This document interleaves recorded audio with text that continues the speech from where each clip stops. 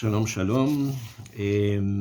Como habíamos dicho en la primera entrega, estamos estudiando un texto de la Gemara en Masejet Nedarim, que es el Daf Yomi que se está estudiando estos días, que el pueblo entero estudia estos días, Daf Yomi en Masejet Nedarim.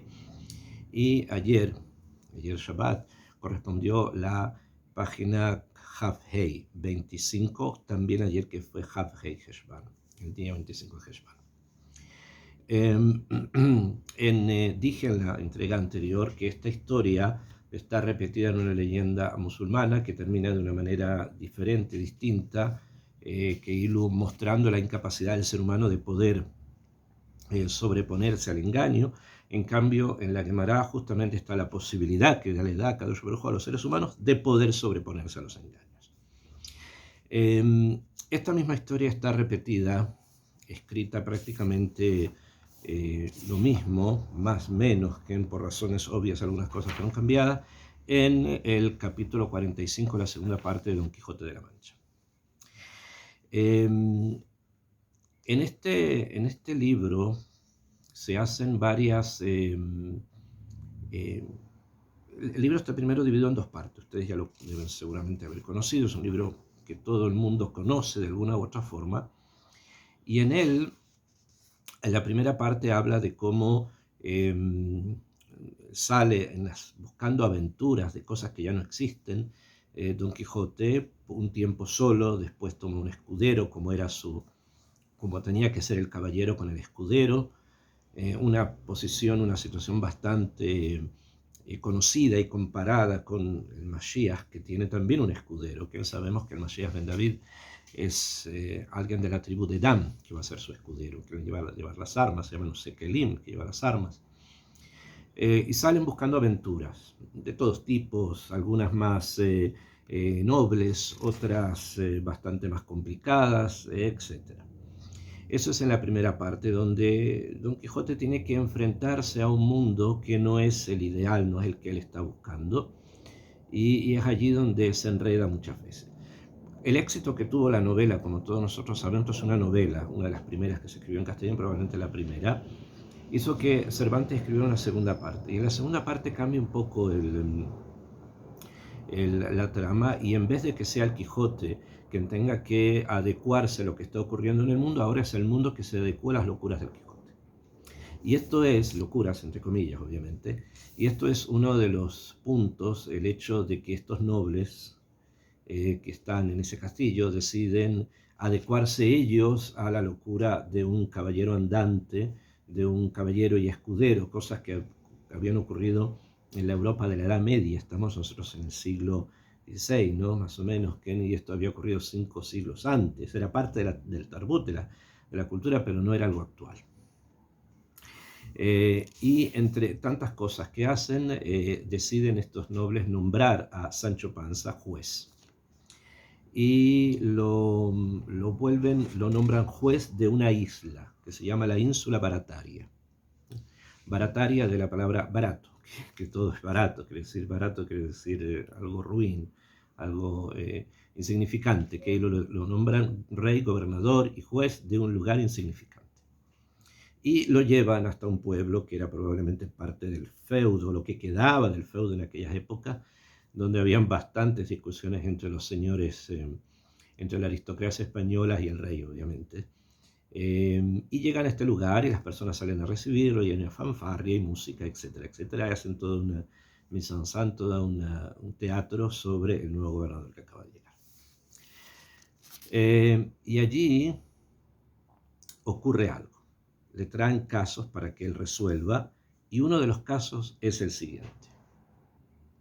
Dice Cervantes: si la sentencia de la bolsa del ganadero, un tema previo, un juicio previo que hizo Sancho, movió admiración a los circunstantes, esta les provocó a risa. ¿Bien? Y algunas los llevaba a reírse, ¿no? Pero en fin, se hizo lo que mandó el gobernador, ante el cual se presentaron 2 hombres ancianos. Y siguió la historia, y llegaron 2 personas ancianas. Está contando cosas previas que ocurrieron, de otras cosas que Sancho hizo, una que admiró y otras que llegó a risa. Y después de estas llega un llega otro caso, dos personas ancianas. El uno traía una caña eja de báculo, o sea, tenía una caña de báculo, no un bastón realmente, sino un pedazo de anaf, de árbol, ¿no? Una rama de un árbol como una especie de báculo, de bastón, una caña. Y él sin báculo dijo, el que no traía el báculo dijo lo siguiente: Señor, a este buen hombre le presté días a 10 escudos de oro en oro, o sea, le presté dinero, por hacerle placer y buena obra, por buena persona que soy yo, que le presté el dinero, con condición que me los devolviese cuando se los pidiese. La condición era que cuando yo necesitara la devolución, me lo devolviera.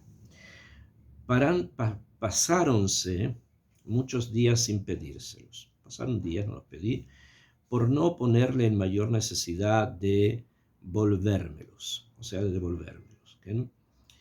Que la que él tenía cuando yo se los presté. O sea, estaba en una situación económica difícil. Pero por parecerme que se descuidaba en la paga, se los he pedido una y muchas veces. Y no solamente no me los vuelve, pero me los niega. O sea, está diciendo que no hubo préstamo. Y dice que nunca tales 10 escudos le presté.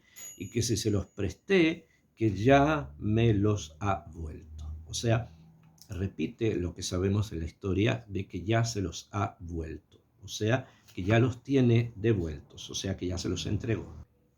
Dice después algo que es legalmente muy interesante dentro de la Yahadut, dice: yo no tengo testigos ni del prestado ni de la vuelta, porque no me los ha vuelto, dice el prestamista. Querría que vuesa merced le tomase juramento, y se jurare que me los ha vuelto, yo se los perdono para aquí y para delante de Dios. O sea, que jure. ¿Okay? No hay testigos, se jura. La misma ley que aplica en el Talmud. ¿Qué decís vos a esto, buen viejo del báculo? Dijo Sancho.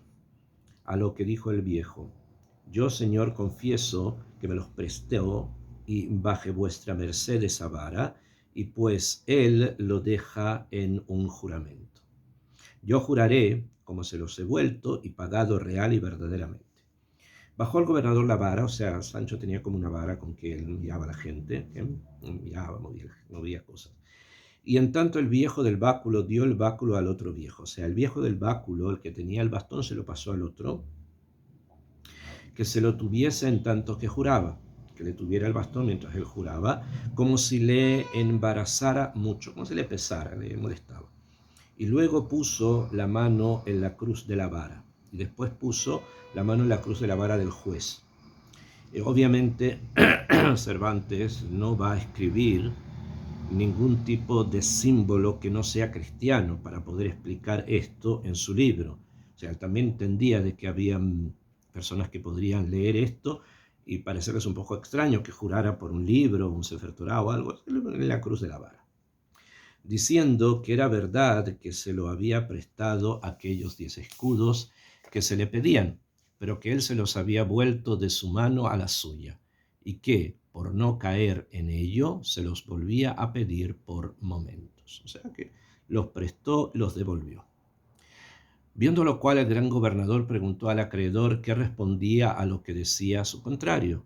Entonces vino obviamente el gobernador, el gran gobernador, como dicen acá, o sea, estamos hablando de Sancho, y dijo que sin duda alguna su deudor debía decir la verdad, porque le tenía por hombre de bien y buen cristiano. O sea que se veía una persona de bien simplemente, y que a él se le debía de haber olvidado el cómo y cuándo se los había vuelto, y que desde allí en adelante jamás le pediría nada, y que de allí en adelante nunca le va a pedir nada. O sea, simplemente el demandante asintió, dijo: el demandado juró, está todo bien.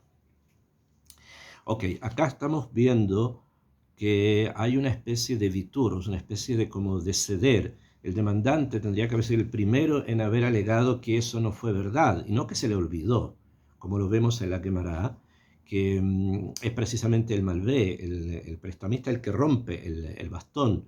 En cambio, acá, la persona que debe el dinero es como que no le importaba demasiado, o sea, Sí, quería que jurara, pero no importaba. Es como si estuviesen probando más a Sancho que tratando de ubicar la verdad.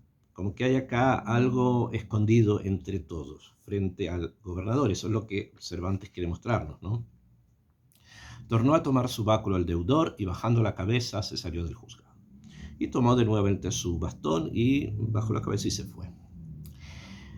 Visto lo cual por Sancho, y que sin más ni más se iba, y viendo también la paciencia del demandante, inclinó la cabeza sobre el pecho y poniendo el índice de la mano derecha sobre las cejas y las narices, una forma ridícula, ¿no?, en que tiene Cervantes de mostrar cómo piensa el gobernador, estuvo como pensativo un pequeño espacio, o sea, un poco tiempo, y luego alzó la cabeza y mandó que le llamasen al viejo del báculo, que ya se había ido.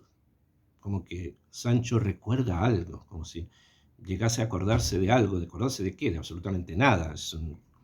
No sospechamos que Sancho haya estudiado la Gemara en Masej Nedarim, y tampoco sospechamos de que Cervantes piense que Sancho conoce leyendas musulmanas sobre el monte del templo en Jerusalén. Y luego alzó la cabeza y mandó le llamasen al viejo. Trujéronsele, se lo trajeron de vuelta, y en viéndole Sancho le dijo: dadme, buen hombre, ese báculo que le ha menester. Pásame tu bastón. De muy buena gana, respondió el viejo, hele aquí está, señor, y púsosele en la mano, y se lo entregó a la mano. Tomólo Sancho y dándosele al otro viejo le dijo: andad con Dios, que ya vais pagado. Yo, señor, respondió el viejo, pues vale esta cañahela 10 escudos de oro. Entonces le pregunta el demandante: ¿acaso esta caña? No olvidemos que acá el bastón no es un bastón, sino que el bastón es una caña, o sea, es una rama. Esta vara, esta caña no vale esa cantidad. Sí, dijo el gobernador, y si no, yo soy el mayor porro del mundo. Le dijo: sí, bebadai, si no, no sabría de qué se trata. Y ahora se verá si tengo yo caletre para gobernar todo un reino. Le dijo: sí, ahora voy a darme cuenta si tengo la capacidad de poder gobernar sobre un reino entero.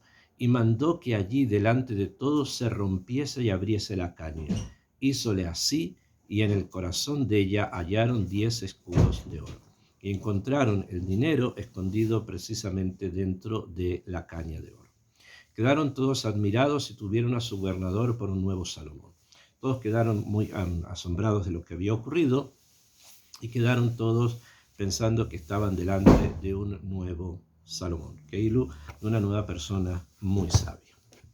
Entonces, hay varios puntos que tratar sobre la Agadá, sobre el texto, y verlas comparar con las mismas ideas que están escritas en la Gemara, las mismas ideas que están escritas en la leyenda, y percibir cuáles son las diferencias precisamente entre ellas. Las diferencias técnicas no son las más importantes, debido a que el hecho de que en la historia de Don Quijote se jure sobre la cruz era una cosa bastante obvia. El hecho que sea Sancho, el gobernador, el que rompe o que abre la caña y ve que ahí están las monedas, es bastante obvio porque esto es una broma. Entonces, obviamente, los dos litigantes no son los interesados, simplemente querían engañar a Sancho. El punto está siempre en el final. O sea, el final es el que fija la diferencia entre el pensamiento en un caso y el pensamiento en otro. Habíamos visto que en la Gemara este caso es traído precisamente para indicar o señalar que los juramentos se hacen al Dat Hazal, o sea que los juramentos se hacen según lo que los sabios piensan que debe realizarse, no según lo que la persona piense o lo que la persona tenga en mente o lo que la persona planee, porque si no podemos caer en estos engaños como ya vimos. O sea, ese es el punto final. En la leyenda que traen los musulmanes, la voz del cielo viene y dice de que los seres humanos son ramaim, que los seres humanos son mentirosos y por tanto no se pueden aplicar a filu cosas sobrenaturales porque son capaces incluso de engañar a las cosas más fuertes. ¿Okay? O sea, desde el punto de vista de esa Agadá, el ser humano como que no tuviese un remedio, no se puede solucionar eso, que no, por lo menos no de esa manera. En el caso del Quijote, toda la situación está enmarcada en una broma, o sea, está enmarcada en algo que no es realmente muy importante. O sea, la verdad es que no es muy importante si devolvió el dinero, no devolvió, si juró, si no juró. Es todo un jolgorio, toda una cosa superficial, nada profundo. Entonces, vemos la diferencia de los tres textos y giran en torno a la historia, probablemente es una historia compartida y antigua, eso no es el punto. El tema es que en los tres la finalidad del texto es distinta. En la Guemará nos viene a enseñar que la sabiduría que los sabios de Israel tienen es la que fija precisamente la estipulación del juramento y no lo que cada uno diga para no caer en esto. En el texto, la Agadá musulmana, simplemente que los seres humanos son mentirosos. Y el tema del Quijote es simplemente una cosa no seria. Incluso para el propio autor, la forma en que explica la situación es simplemente para crear una sensación de risa. Estamos hablando a nivel muy, muy payot. ¿Okay? A otros niveles ya más profundos, el tema del dinero escondido, del oro oculto, indica algo. El oro oculto siempre es Jochma, siempre es la sabiduría que está oculta en cuevas, en cofres, y en este caso en un báculo. ¿Para enseñarnos qué cosa? Para enseñarnos que muchas veces la sabiduría pasa de mano en mano. Muchas veces pasa de una manera oculta, sin que la otra persona perciba que hay algo aquí mucho más profundo que debe ser investigado, entregado, pasado, computado, etc. ¿Okay? Hay acá cosas más interesantes a nivel de Jochma que giran en torno al amor por los pensamientos y al amor por las palabras. Que eso es algo que al parecer conjunta estas tres tradiciones que hemos estudiado sobre el mismo tema. Es una puerta a grandes pensamientos y es una puerta a grandes ideas. Esperamos poder seguir ampliándola.